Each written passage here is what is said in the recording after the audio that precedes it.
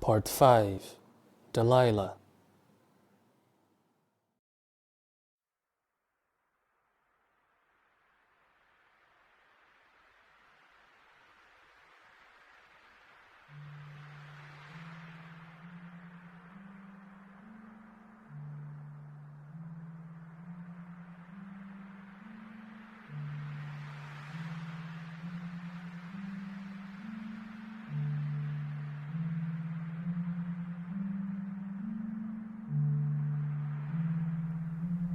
The sun rises upon the desert as its light caresses the golden plain.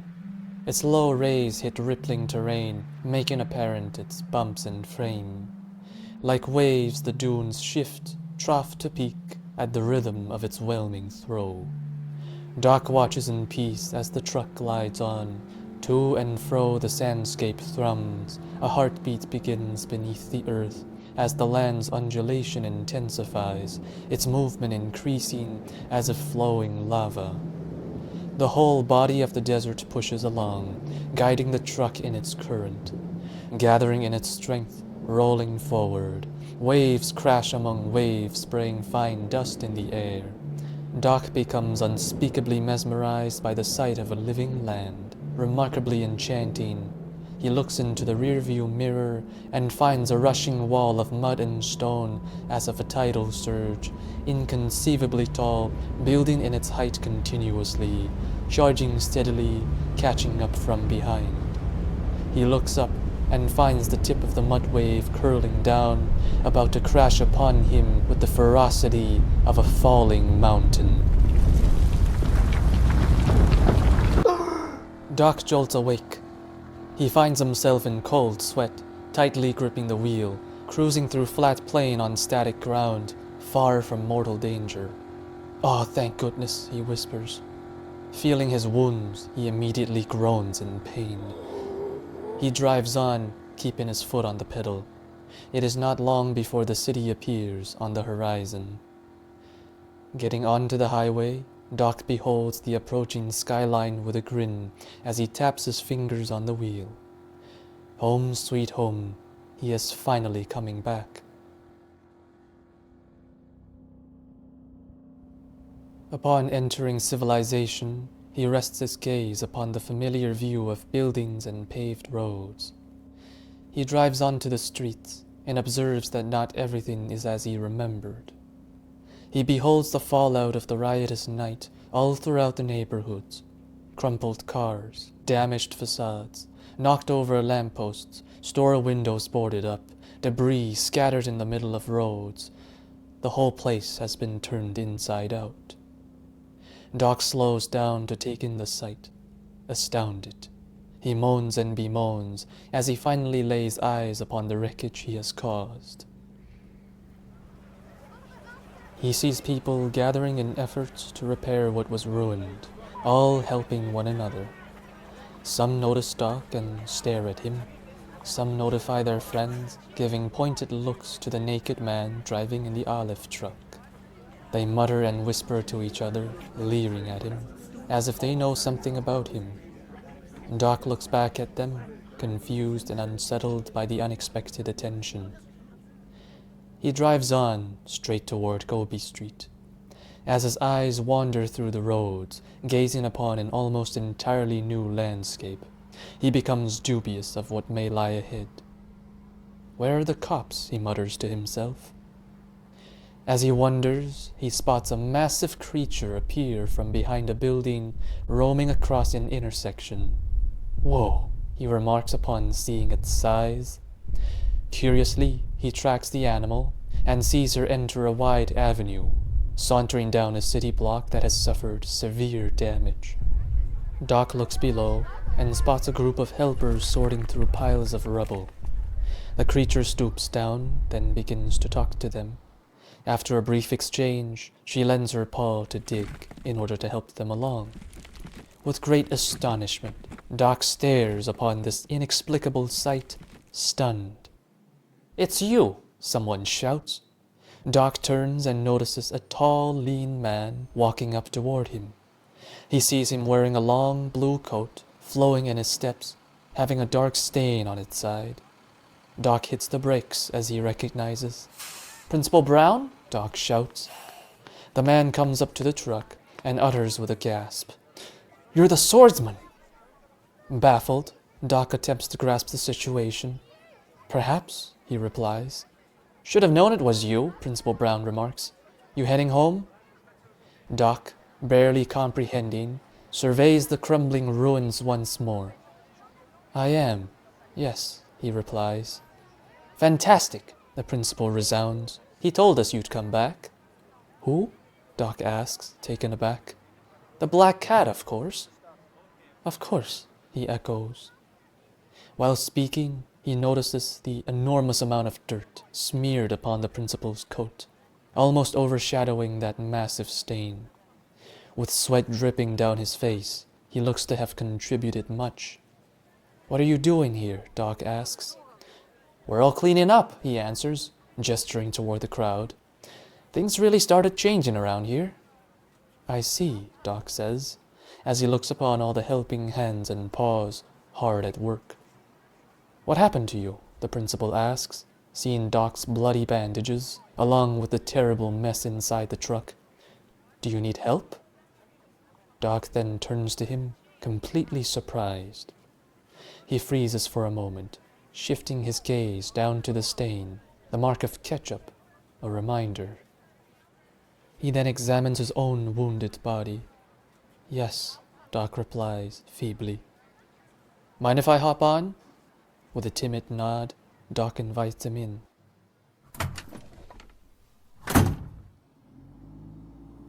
Proceeding toward their destination, Doc observes, time and time again, the same destruction, the haunting display, but also the same effort of rebuilding.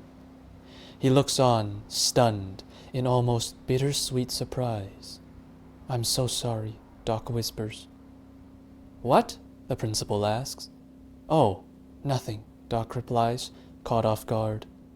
He then returns his sight back on the road. Approaching their destination, Doc suddenly slumps down onto the steering wheel, feeling weak. Principal Brown looks at him nervously and asks, "Are you okay?" "Yeah," Doc strains to answer. "Just give me a couple minutes." "All right," the principal looks on at him, disconcerted. Doc holds on to the wheel, enduring.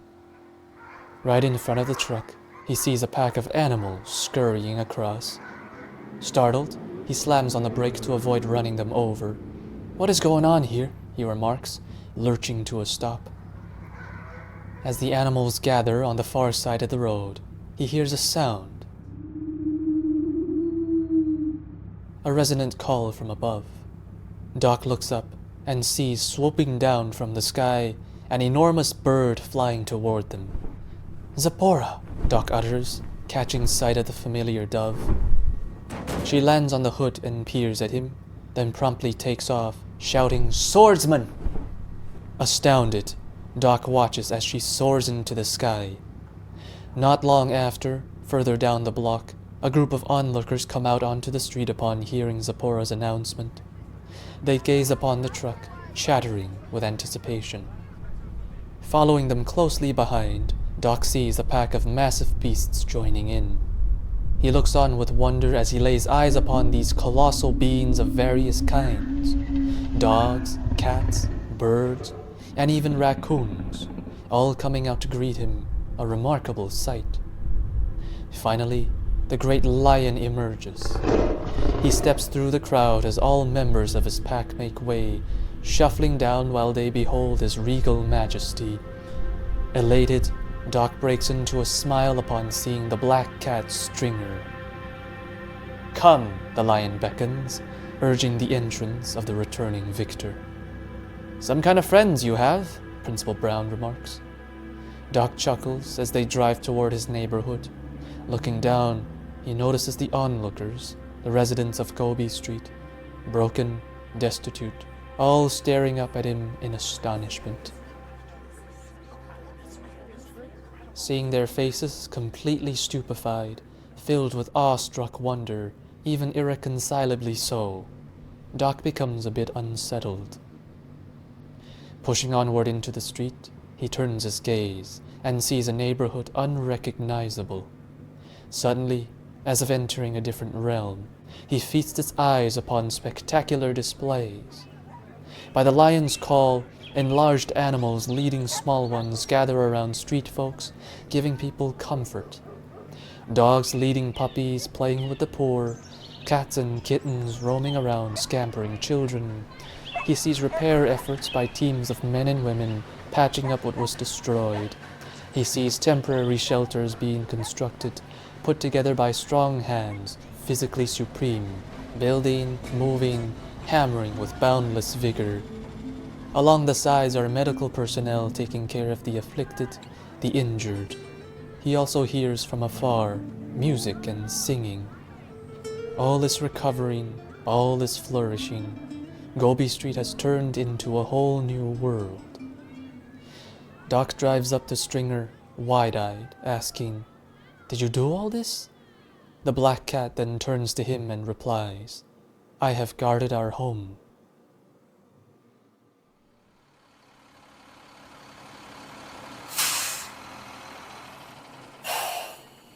They come to a stop as they arrive in front of Doc's apartment. He sees his old car just up ahead, with its shattered window and the piece of concrete still remaining inside. Doc limps his way out of the truck, almost stumbling over. He groans in pain, bending down to take a breather. Principal Brown hops out also. "You're really hurt, pal," he remarks, grabbing Doc's arm to pull it over his shoulders. "Get me to the trailer," Doc mutters, holding on to him. Promptly, the principal leads him toward it, fully supporting his weight. Seeing the crowd still gathered around, Stringer steps in. "Move aside," the lion commands. They make way as ordered, allowing Doc to reach the M chamber.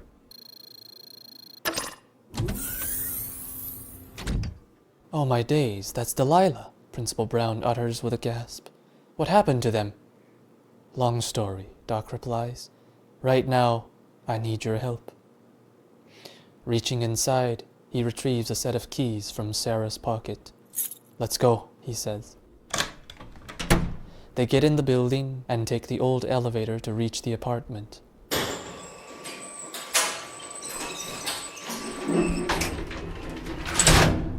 Doc opens the door. "I'm gonna make more of that stuff," he declares. Stepping inside, the principal takes a gander at his laboratory. "Impressive," he utters. "Make yourself comfortable," Doc says. "This is gonna take a while." He then goes to the bathroom to lightly dress his wounds, decontaminating himself. Entering the lab, he dives into work straight away despite his injuries, turning on machinery, shuffling containers, mixing ingredients, running programs from the computer, darting back and forth, doing multiple things at once, effortlessly swift, completely in his element. Principal Brown looks on in awe, spellbound by the blistering speed in which the wounded man operates. He watches, standing speechlessly. "Okay, I'm done," Doc says. "That's it?" the principal remarks. "That was fast." "Well, I'm done, but the solution is not," Doc explains. "That's gonna take another 6 hours. He then gestures to a flask being heated in a device with a timer ticking down. "What do you want me to do?" Principal Brown asks. "When that thing finishes," Doc explains, "take it downstairs and give it to the ladies. As for myself, I'm gonna take a nap. Wake me up when you're done." Suddenly baffled, the principal stares at him quite nervously. "You'll be fine. It'll be easy," Doc continues. "Have some for yourself if you'd like." Remaining in a daze, Principal Brown softly replies, "Okay, sounds good." "You know, all things considered," Doc says, then pauses for a moment. "It'll be good for her to see your face." Comforted upon hearing it, the principal lets out a chuckle. "Hey, Doc speaks again. "Thanks, Principal." "Oh, anytime." "No, for everything," Doc continues. Confused, the principal looks on at him.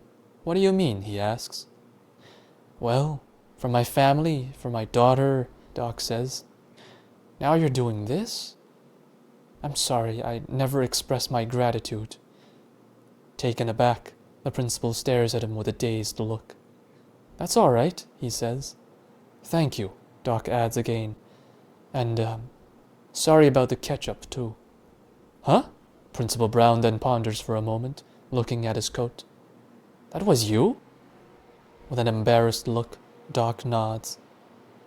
Bewildered, the principal stares at him for a while, then bursts into laughter, saying, Oh, who cares? The whole thing's dirty now. Settling their matter with a cheerful handshake, Doc goes back to his office. He crashes upon his futon, severely exhausted. He closes his eyes and finally rests. Dozing off, he hears a noise from downstairs, a loud knock. Doc opens his eyes, mildly annoyed. Thinking not much of it, he ignores the sound and goes back to sleep. The noise persists, and he hears the principal shout, Doc, get down here! Startled, he bolts up in a heartbeat. Doc rushes out to the elevator. He presses the button, but finds it not working. Groaning, he takes the stairwell, limping and grunting in pain. Get down here! Principal Brown shouts again, continuing to knock. I'm coming, Doc replies. He descends quickly, urged by the pounding noise. But somehow, as if it were moving away, the sound begins to fade. He trods in painstaking agony. A few stories down, he is still not closer. He keeps going, continuously below. All that remains is the raging echoes of that violent knock, beckoning him to descend further down, down, down. He stops, then hears a coo. Doc opens his eyes and sees Zipporah staring right at him. Startled, he jolts awake. Suddenly finding himself back at his office, laying on his futon with a giant dove perched on his chest. He takes a peek around and sees a faint purple cloud surrounding him.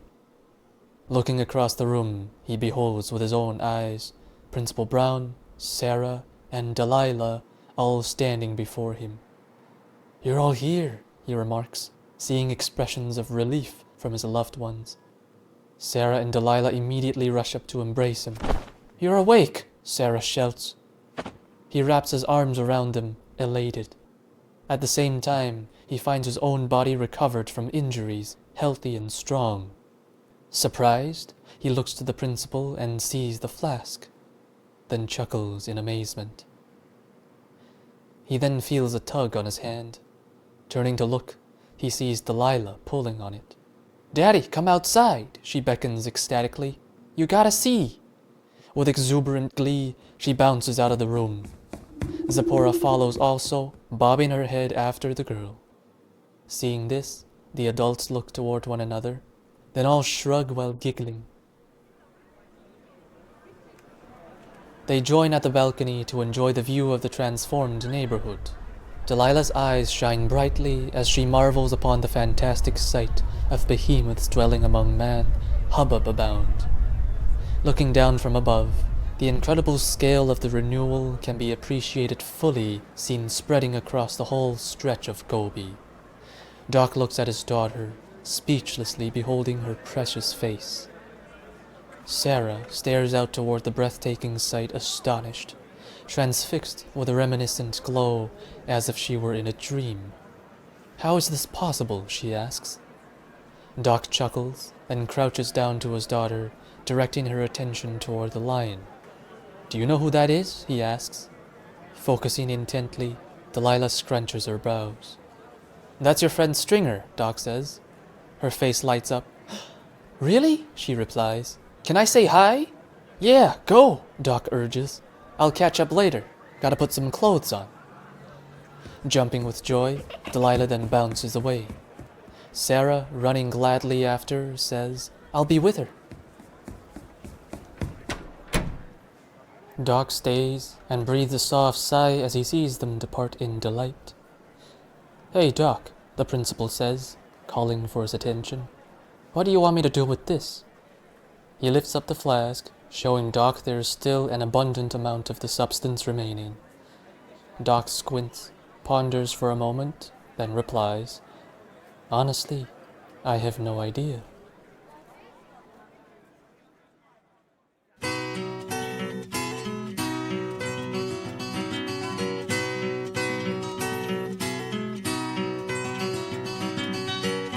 Through the woodland, through the valley, comes a horseman wild and free, tilting at the windmills passing. After getting dressed, Doc joins the rest on Gobi Street. He takes a good look at everything around, the smiling faces, roaming beasts, easy chatter with dance and music in the atmosphere. Witnessing all these, he chuckles. For his saddlebag, he takes a battered book into his hand. Looking ahead, he spots Delilah brimming with joy, engaged in a lively chat with Stringer the cat. Sarah then comes up to Doc while he watches. "This is lovely," she comments, laughing. "Yeah," Doc replies, eyes still glued to the bizarre sight of a little girl exchanging conversation with a towering lion. Breaking out of his daze, Doc turns to Sarah and asks, "Does she know?" "No," Sarah answers promptly. "I haven't told her anything." "Okay," Doc says. "Boy, I'm not sure how to even start." With a shrug, Sarah replies, "Just tell her the truth." Doc then pauses and considers for a moment as he nods. "Hey, Doc," Sarah mutters. "I want to talk to you about something." Hearing this, he turns and sees that she has suddenly become nervous. "What is it?" he asks. Sarah stutters, struggling to reply. I don't think I can work here anymore." Taken aback, Doc stares at her for a while. "All these years," she continues, "it's just been too much." "Oh," Doc whispers. He lowers his head, looking quite troubled. Sarah, unable to see his face, locks her eyes upon his slouching head. "I'll look for a replacement if you want," she mutters. "That's okay," he replies. "I understand." He then ponders for another moment. "Visit us, okay?" he says, with a gentle glance. "We're gonna miss you." "Of course," Sarah exclaims, chuckling, visibly relieved. Upon a quiet moment of recognition, they stand still in reflection. They then return their gaze towards Stringer and the little girl. Out of the corner of his eye, Doc spots a man looking at him. A man built, chiseled, big and strong, carrying a heavy load of supply for one of the community projects. "Hey, I know you," the man says. Squinting, Doc then takes a second look. He notices that the man is wearing his old clothes. A look of surprise spreads across his face as he comes to realize who he is. "I didn't recognize you there," the man says. "Yeah, well," Doc responds with an awkward smile. "I'm clothed." "You're the swordsman," the man shouts, quite loudly. Upon his announcement, the entire crowd's activity comes to a screeching halt. Doc quickly becomes uncomfortable, stunned upon seeing all these eyes turning toward him. "You're back," shouts a woman next to him. "Yes, Doc replies, stammering. "You are him. You saved my life," she says, as everyone begins to converge around him. "You saved mine too," another one says. "You've brought us hope," says yet another. Doc tenses up, swiveling his head around to see dozens of faces beaming at him. "Thank you, swordsman," they say. "Thank you," echoes another. "Come on, give it up," one rallies, as they all cheer in unison. In no time, their shouts and hollers come together in concert to form an uproarious cry. "Guys, please," Doc utters sheepishly, becoming increasingly unnerved. He begins to walk away as thunderous applause breaks out around him. "I gotta go," he states, exiting the crowd. Swiftly he retreats to his apartment. Strutting into the kitchen, he closes the door to the balcony to shut out their continuous clamor. He then sits down at the dining table, closing his eyes as he calms himself. Composed again, he takes a deep breath. He turns, and much to his delight, sees his banjo propped up against the wall. He picks it up and starts playing.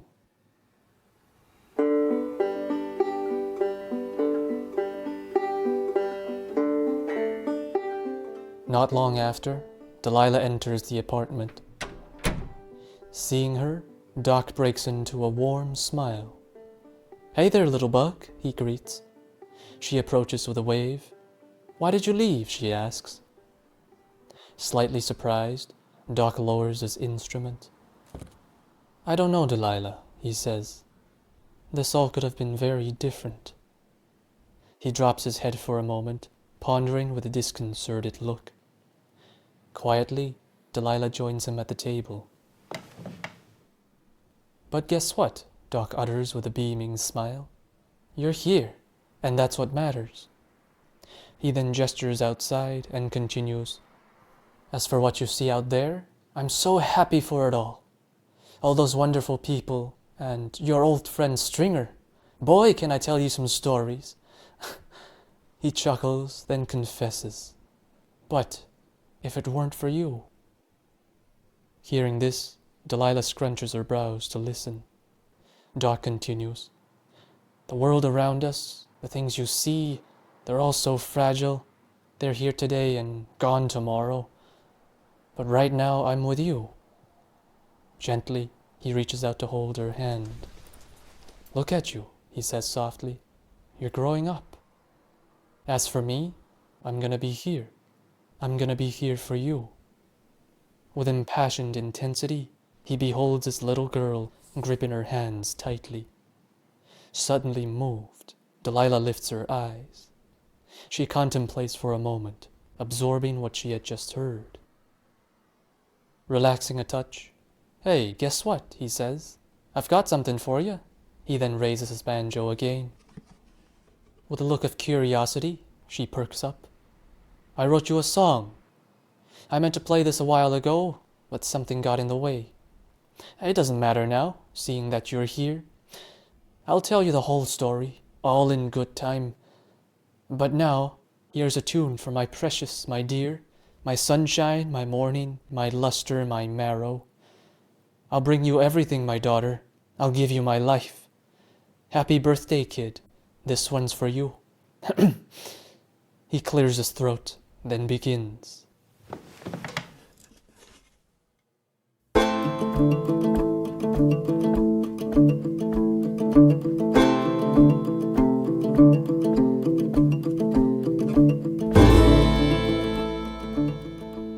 "Wake up, my little bug, your sweet cherry Sunday mug.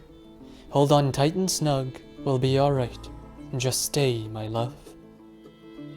Doc sings with delicate, offbeat melody, a voice imperfectly harmonious, a rhyme and rhythm carefree, beauteous in delight, teeming with bountiful, blossoming life.